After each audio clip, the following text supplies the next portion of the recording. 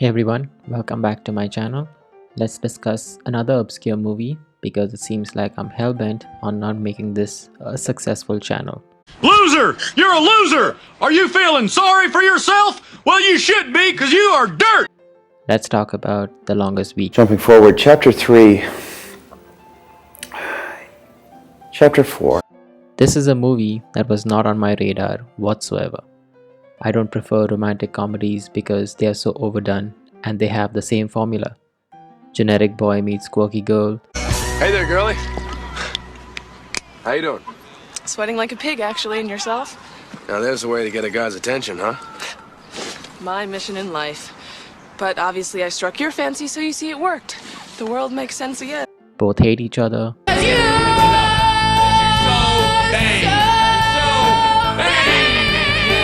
but have to team up because they both need something from each other. I need you to give me real talk. Real talk? You got a uniboob, your posture sucks, and your clothes fit weird because you wear the wrong size bra. Boom. Real talk. I watch a lot of Project Runway. What's up?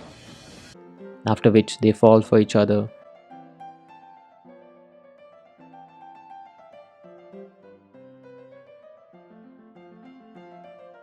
Some unnecessary conflict arises. So you make love to me, and then you go back to your husband? Is that your plan? This is not about keeping your promise, and it's not about following your heart. It's about security. What is that supposed to mean? Money! What are you talking? He's got a lot of money! Now I hate you, you Well, I slow hate bastard! you. If you leave here, I hate you. They don't talk to each other but realize that they can't do without each other. Then someone runs to the airport or the train station to apologize and confess their love for the other. Oh, Harold, just go. Freeze, bitch! And they kiss and make up.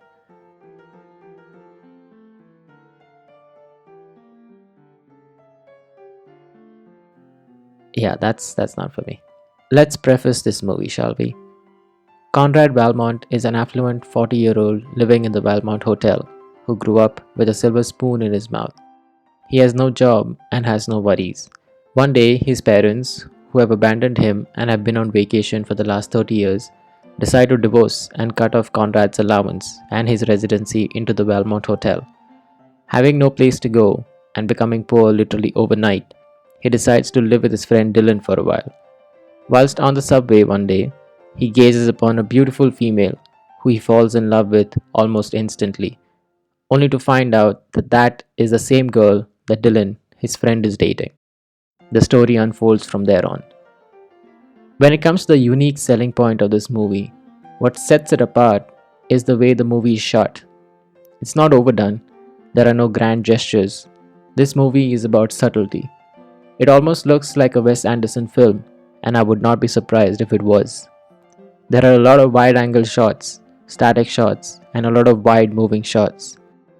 The colors and the tone of the film is that of subtleness.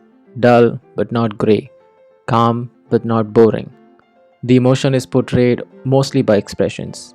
You see a lot of close-ups of our main characters' faces.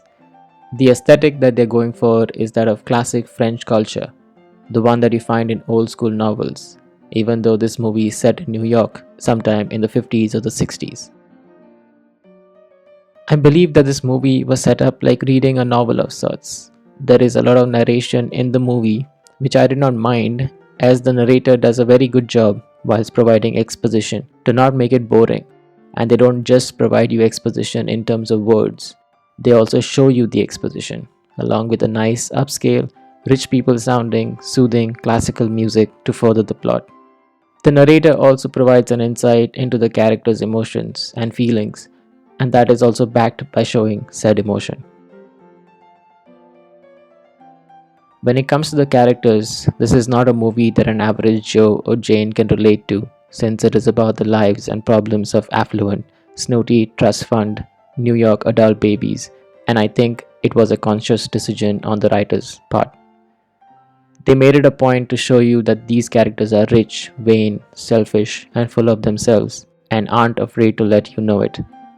They talk about having parties in luxurious hotels, art museums, cocktail benefits, painting and reading old school French novels, something you and I will never be able to relate to or experience in our lifetime.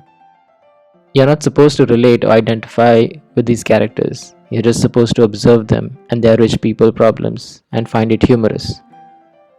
I didn't hate these characters though. I loved the way they were portrayed. I didn't relate to them, but I was interested to find out what would happen to them as the movie progressed. To conclude, I liked this movie very much. I was lost into this world for 90 minutes. It enveloped me into this old school, fantastical French culture of yesteryears that may or may not have been true.